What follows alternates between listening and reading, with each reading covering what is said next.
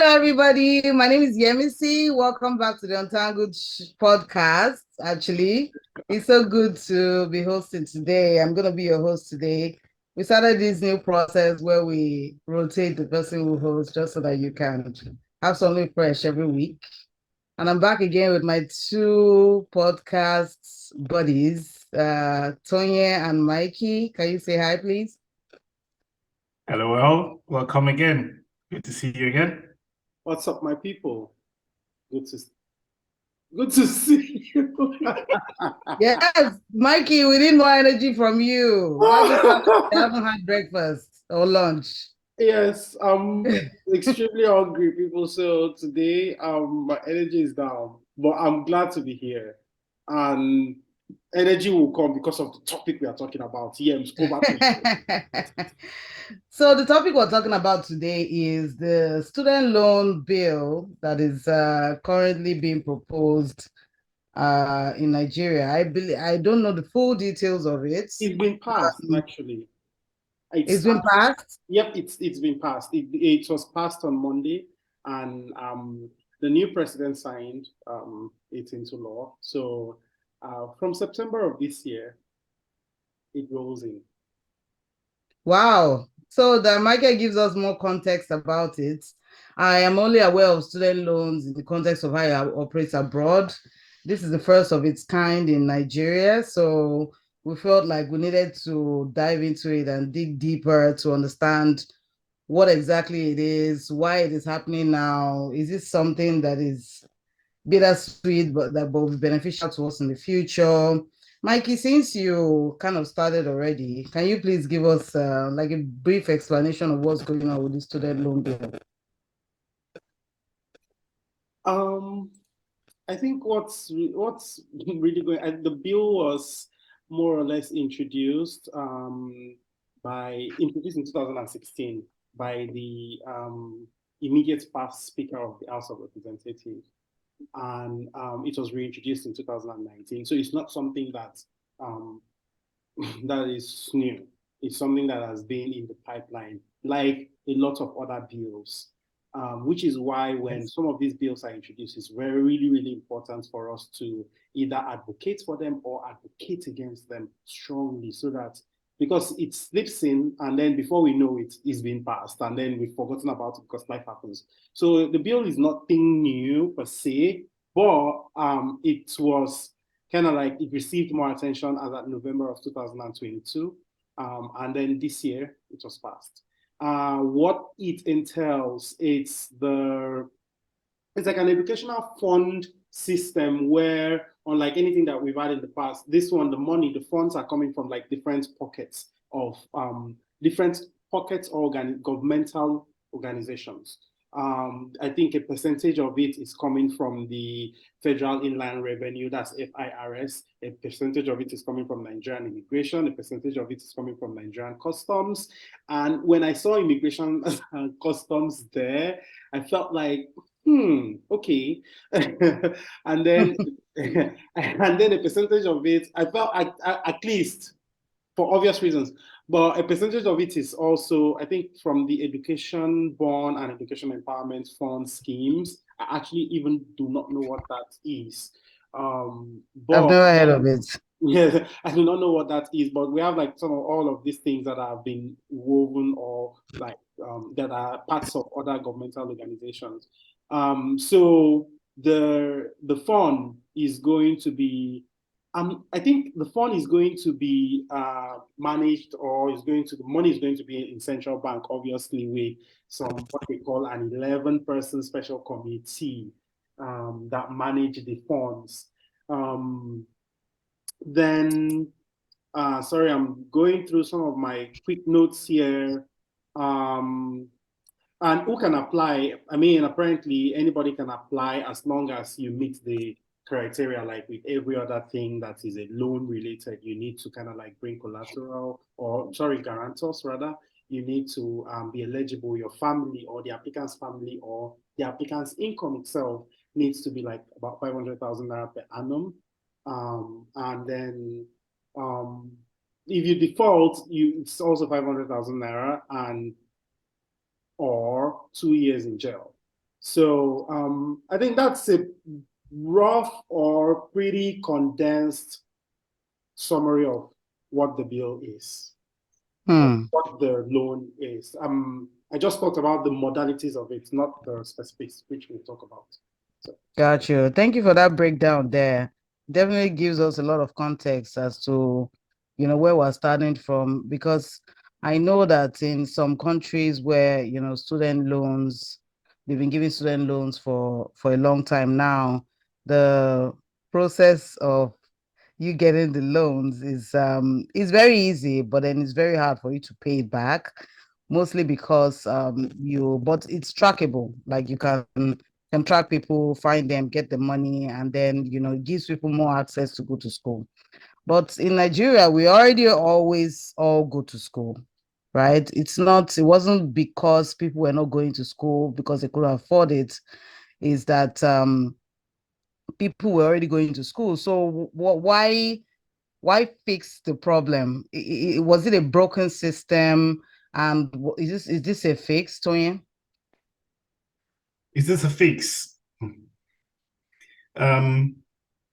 Well, first of all, how do you feel? Are you for or against it?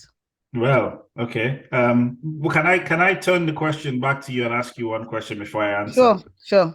Why did you want to speak about this topic? So I want to speak about this topic because I have student loans in the United States. And it gave me access to be able to get the education that I need now, especially an education that can give me a proper job, and then I can kind of pay back the money over time. There are people who are not as fortunate as I am, who probably studied topics or courses that they are more passionate about, but do not really bring financial benefits that are big enough for them to be able to pay back those student loans. Those people are really, really suffering. So I'm trying to understand how that works in Nigeria, if that is beneficial for us or if it isn't, and what people's pain here, if that translates to a country like Nigeria as well. What are we trying to fix? Okay, thanks. So is this a fix? I think Mike did very well, giving a synopsis of what this loan is about and how it came to be since sort of being introduced in 2016 and how we've got to where we are. I think just quickly correction, if you earn less than 500K and you're in a government-owned university or polytechnic or college of vocational studies, then you're eligible for it. But your family income, your household income has to be less than 500K. I think in the 70s, there were people who had access to loans, who had access to student loans. And, I think they were being given 500 naira for every year, sometime in the 70s. And, at the end of a 3-year, university course, you're owing only 1,500. So, 500 naira every year, and this was in the 70s. But between the 70s and the 2000s, it was completely, after the 70s, it was completely disbanded. I think it was the military government or somebody, I can't remember exactly, but there was no loans facility anymore for students. The Nigerian Loans Board that was available in the 70s completely closed down. In fact, I read an anecdote from someone who was saying, well, I got the loans in the 70s. I became a lawyer because of the loans. I came from a poor family. And after graduating, I wanted to pay back my loan. And I couldn't find any government institution willing to accept the money for me to pay back my loan. So it's incredible that, government is giving all these monies out and there is no facility. They completely closed it down. They didn't even think about the people who were going to pay back the loan, contribute back into the system, let the cycle go again, bless somebody else, it completely closed down. So this is the fix, getting that back. Although I have some concerns about the long run. Mike talked about, you having to pay back, and one of the stipulations of the loan is that you start paying back after 2 years of completing your NYSC program. We know that there is unemployment in the country. I think it's about 33% at last checking.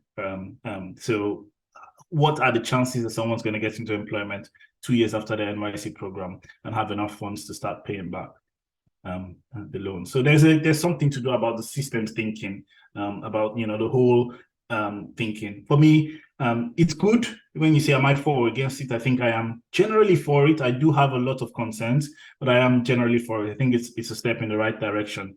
Tertiary education is good, but there are some other things that I would have, liked to tweak around it. For example, I think our people are very intelligent people, but most of our knowledge, I think, needs to start from the very young age. I think primary education is a bit more important for me when I think about the whole system. Primary education, making sure that we have facilities for employment as well. But this is a step in the right direction. Michael, are you for or against this? Um,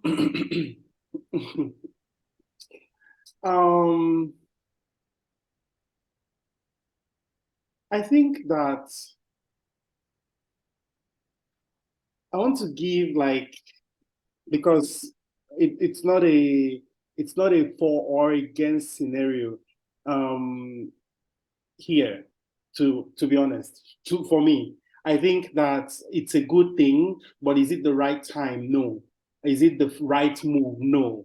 I don't agree with the politics, or not the politics of it, but I think that it's a bit too much of a political move than because this is like the first thing. And I also feel like this is the first thing that has been done that is targeted at the Nigerian youth. The youth, they've been vocal for the last couple of years in Nigeria. So I feel like this is the first act that the Nigerian government is actually really, the first new thing that they are kind of like bringing in for the youth. And as a first act, or even with the new government targeted at the youth, is what would you say that access to education is the major concern of the Nigerian youth? Is that the primary concern? If they say, what are the 5 concerns of the Nigerian youth, would access to education be one of them? So when we can answer that question, then I can say, am I for or against? Because if the percentage of it, if we have like more people that don't have access to education or access to, to fund their education, than the people that do have access, then this bill really does make sense and is at the right time.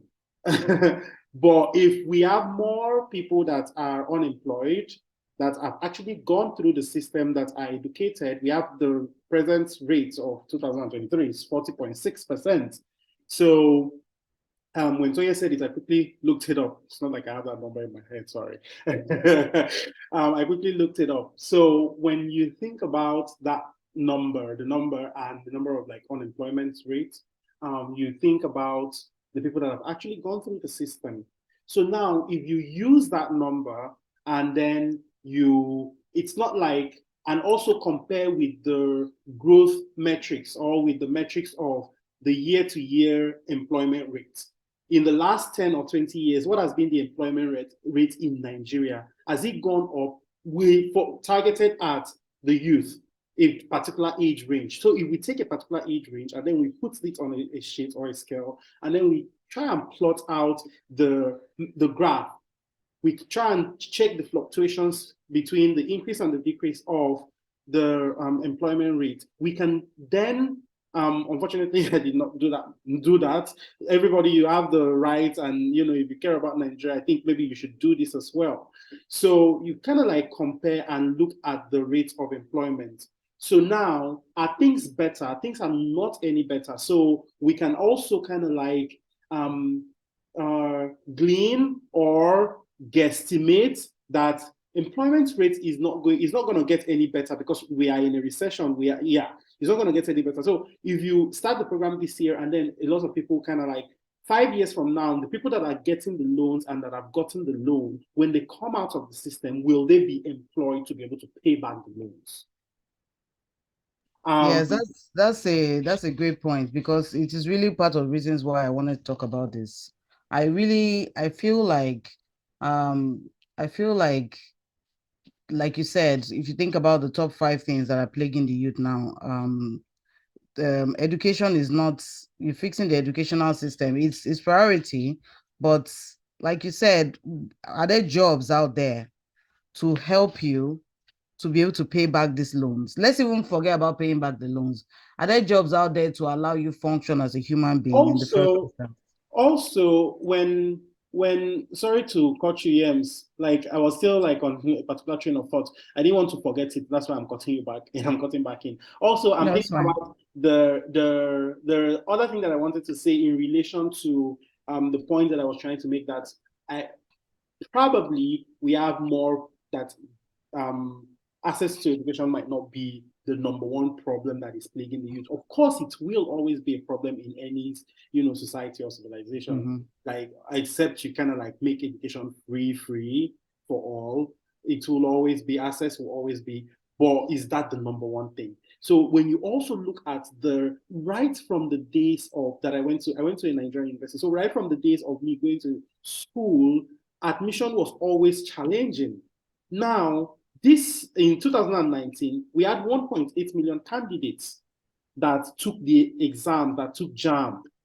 And then a report showed that 300 and something thousand students applied for a position or for something that had only 43,000 slots in medical departments in Nigerian universities in 2022. So there are only 43,000 slots in medical universities and over 300 and something thousand people. So it's highly competitive. And then likewise for areas like social sciences, where there are only 93,000 slots and the applications were like 231,000. So there is a bit of lapse in terms of even the university system, like the system itself. It cannot even accommodate the large number. Now we're going to now give loans to I don't know at what point the loans will start going out. So it's before, once you gain admission and whatnot. But at the end of the day, you can see that the numbers are already staggering, that we have a huge amount of people that can actually, at this present point, we'll assume that everyone here can afford it, or they have means of that they can put themselves through school at this point. That's why they are applying to get into school. So yeah, so now if we come back all the way back to your question, is it a good or a bad thing? Of course it's a good thing, but is it the right time? And if we want to judge if it's a good or bad thing, can we judge it based on the timing and based on the present need of the people? Then if we can, or if we want to judge it based on that, then we must paint it either black or white. Then we can then paint it that is a bad thing. It's not that that's a good thing. If we must, but it's not so clear cut. It's not a bad thing, because this also gives a lot of people opportunity. It gives people, people that don't have anybody, that would never even try to write an exams. They would write and hope that, okay, maybe I can go and get a loan and pay. I'm also worried about control and how people will pay back.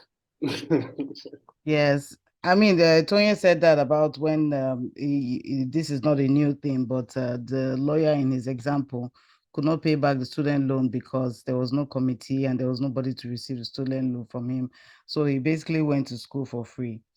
But I feel like they're putting this loan into play because, at least to a large extent, like you said, more people can have access to education. Some people, not more people, some people can have access to education when they didn't have none before, and maybe it will reform the university system and how the lecturers are paid, and possibly reduce the strike, right? That keeps people in school for years and years on end. But in the whole educational system, like, because when I was thinking about this, I also thought about universities and polytechnics and those distinctions between them. And also, are people getting jobs now?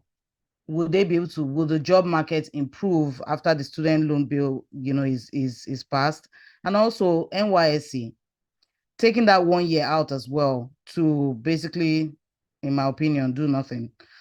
How would that affect the whole educational system? So what do you think is the most important thing that they need to change about the educational system right now, since the student loan is not a bad or a good thing, but it's not the right time? Tonye? Right. Thanks. It's a really good question. First and And foremost, is that Tonye's opinion? Because that's my opinion. Is Like, what Tonye's opinion? is it a good or bad thing? Like, is that like your question was, if the sorry, Tonye, continue. I lost my train of thought. But I just It want, doesn't okay, matter whose I guess doesn't matter whose opinion it is, though. yeah, I wanted to know what Tonye's opinion is, if it's a good or bad thing, how he will paint it. Because you asked him Oh, last time and he was oh, diplomatic about it, and you kind of like assumed based on his answer. So let's put Tonye on the spot before he answers. So my so yeah, opinion, please. my opinion is that What? I What's have your opinion? Because what is your opinion about the student loan bill? my opinion is that it is a step in the right, a good step in the right direction. Although I have major concerns about it, and I'll sum up those concerns into three things. One is the governance of it. Mike mentioned that it's going to be set up, governed by an 11-member committee and chaired by the CBN governor. When I've looked at the members of those committees, it includes sort of CBN governor, finance minister, educational minister, auditor general of the federation, university rectors, but there is no student representation on that committee. And I think it's an absolute bonkers to set up a committee that is going to manage the fund of student loans for students and have absolutely no student representation. We've got student committees and panels and groups all over the country, National Association of Nigerian Students, NRC, whatever. Get somebody from the student representation to sit on that board and also to govern how this money is spent. So that's one issue.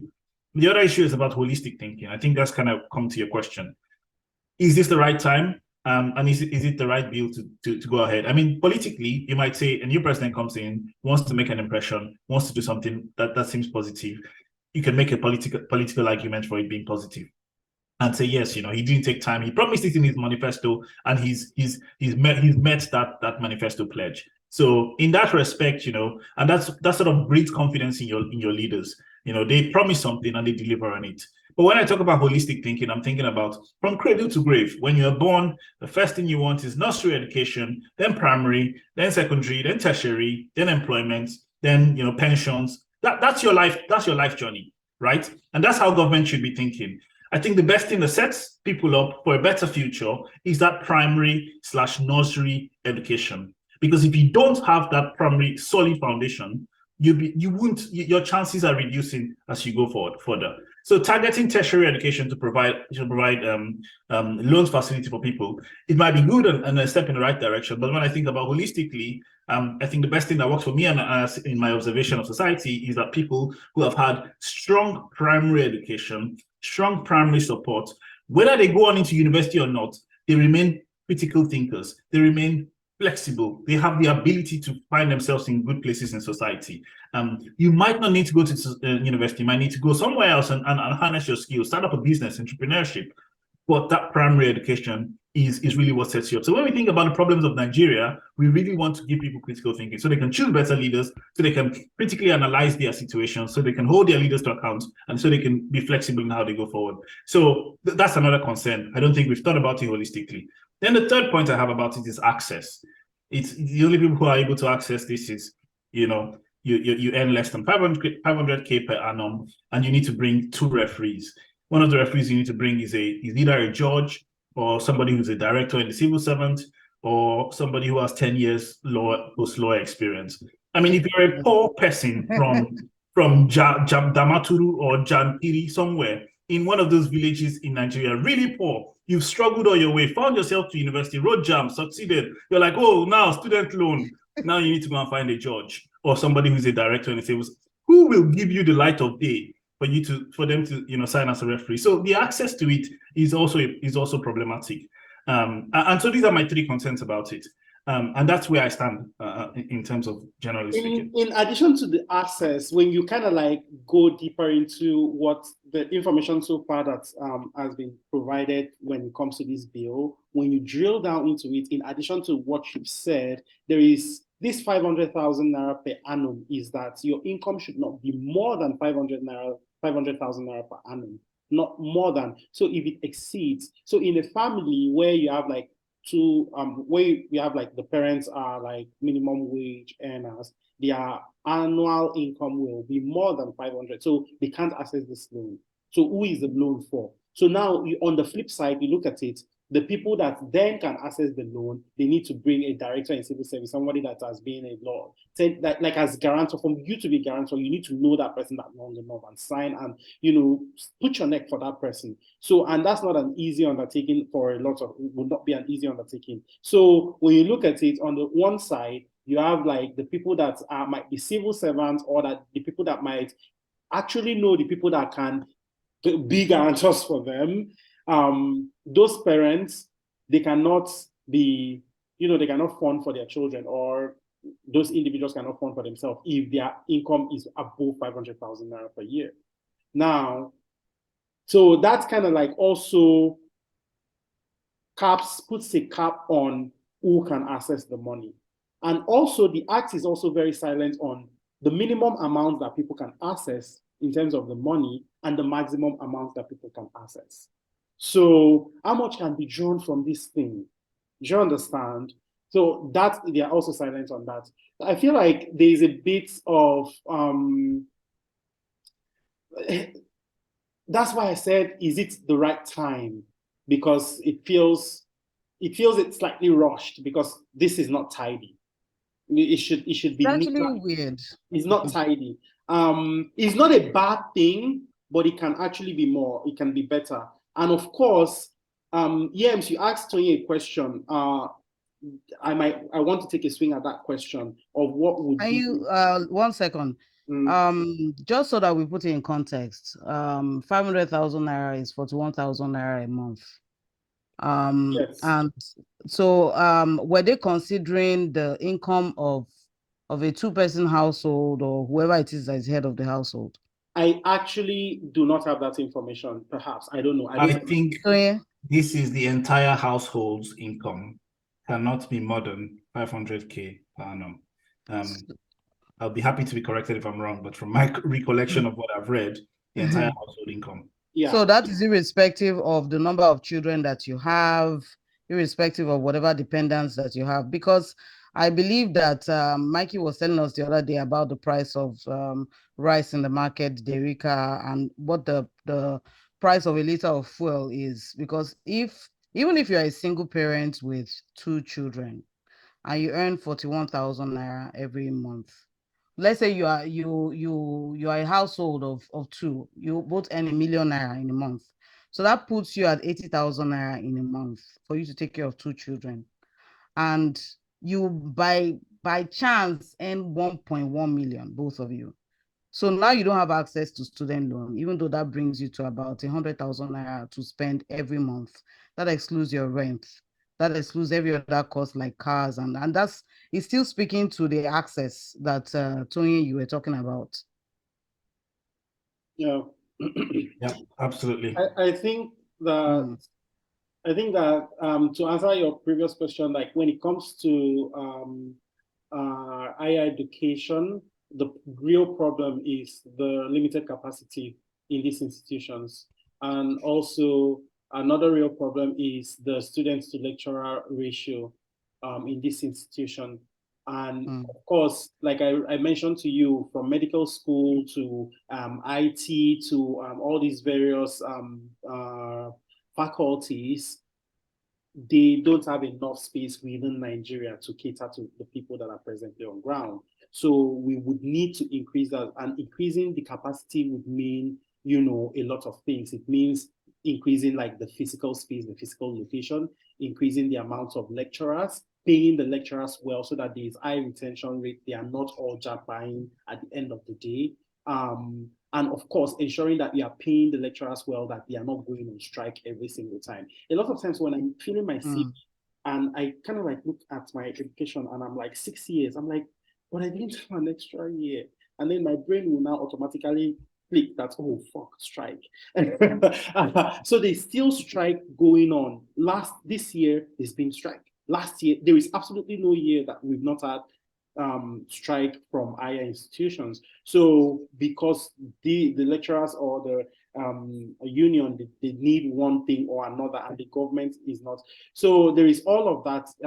So there are actual problems. I don't think student loan, it sounds nice and fancy and very American, but I don't think that it will solve like the imminent problems that we are facing right now. But it's not a bad thing. The thing also is that I think when people are trying to, put these bills into act, they look at the Western world as an example of what is working without understanding the without understanding the struggles of the people who are actually using these services or using these See, options that. hilarious. Every American I know dreads student Yeah, loan. exactly. That's what I was going Everybody. to say. I mean, life is so difficult for Nigerian youths already. Do I want to come and take a loan that will now come and drown me? Ah, But in context, I mean, and to maybe add a little bit of positive light to it, I think the difference between this and what you get in the Western world is this loan is interest free. So you are only paying what you collected. I think the problems that you have in the Western world is, or in America, is that there's a huge amount of interest on that loan, and they're paying a lot more than they collected, and it continues to increase depending on the economic situation of the country, So, because interest rates rises. but the so thing the is that interest is being paid on those loans. Sorry, Michael. Interest is being paid on those loans, but it's only after a period of time. Your interest do not kick in immediately. Immediately you get a job. Like you're supposed to start paying as soon as you get a job, right? But your interest do not kick in immediately, So and the percentage. yeah. So that's fine. Just in the Nigerian space, this one is interest free for the lifetime of the loan. If you are lucky enough to get it, I think there'll be problems with people being able to get it. But if you are lucky enough to get it, you don't have to pay any interest. And imagine that's might be good for some people. It may be good for some people, but what I've seen here is that nobody wants to get an interest. I mean, nobody wants to get a student loan. That's the truth. Because most people, when you go to school, especially for a 4-year degree, you find that you have racked up like $200,000 in student loans. And like Mikey said, you don't know how much you are allowed to borrow and how little you're allowed to borrow. Also, if you go to a 2-year school here, you can graduate and then you can get a job. It's not the same thing with Nigeria. Most of the time, if you do, and if you have an ND, you are not qualified to work at a bank or any other place, except maybe as a bulk teller. But other than that, you have to do a whole 4 years and then you have to rack up that loan before you now start your own job and then start to pay your money back. I understand. I like that it's interest free though. It's a one-up over the United States. But maybe I'm talking from a personal point of view. Student loans are evil. So I mean, just to come in a little bit, I mean, there's two things. I think one is, Mike talked about, the contributors to the fund, that where the money actually comes from. I think it's 1% of all of these companies that Mike talked about, FIRS, NIS, and some other government grants and stuff like that. But then they've been very clever in the writing that the fund will only be, the loan will only be available dependent on if there are funds available. So if there are no funds available, you're not getting anything. But and those people who are supposed to provide funds into the pot, it's based on their on 1% of their profit. So Nigerian Immigration Service, Nigerian Customs Service, on oil revenue, all of that stuff, 1% of the profit. So they need to be, number one, they need to be profitable. They need to then put 1% of their profit into the pot. And that's when the fund will be available for people to get it. But I think generally, if somebody asks me, do you want to pay your school tuition fees right away now, or do you want to get a loan that you don't have to pay any interest on, and you pay for however long it takes you, just pay it in installments, and pay it when you have a job? I would definitely take the other option of not paying the money I have right now, pay it in installments, but no interest. Also know what is going to happen. What is going to happen is that Nigerian federal universities will now introduce, and I'm very sure it's going to happen there because there's a lot of conversation about it. They will now introduce tuition fee. Presently there are no tuition fees. There are school fees. You pay school fees. Federal, you pay. It's private universities that have actual tuition fee. That's why the cost is so high. Now, the federal government can no longer put the bills of these Nigerian universities. So now, this bill and the loans that are going to be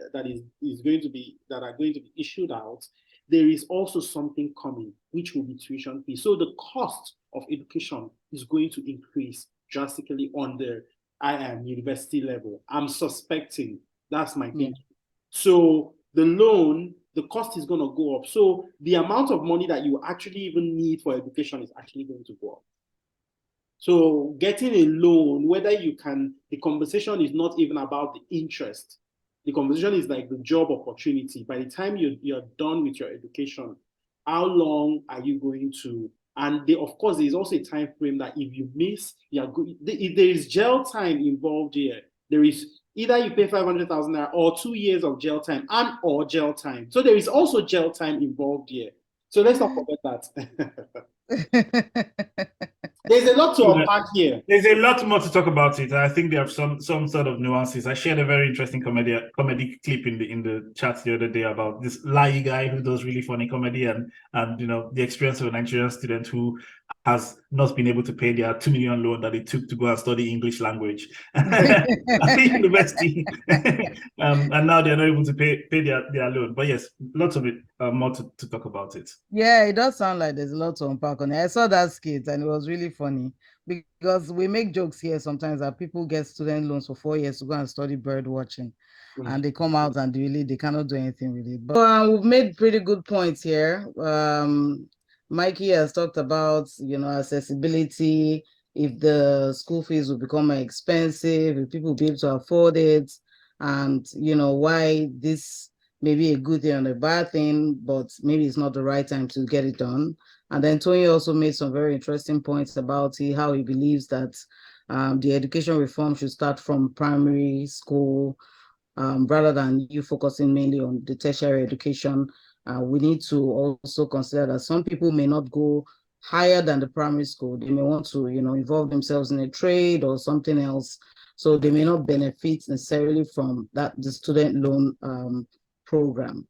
So as usual, we start the conversation, we open it up, we see that there's so much more, so many layers to it. If you want us to discuss this in very, very, very big details, because right now I think we're just winging it a little bit, please let us know in the comment section. And we'll see you guys again next week.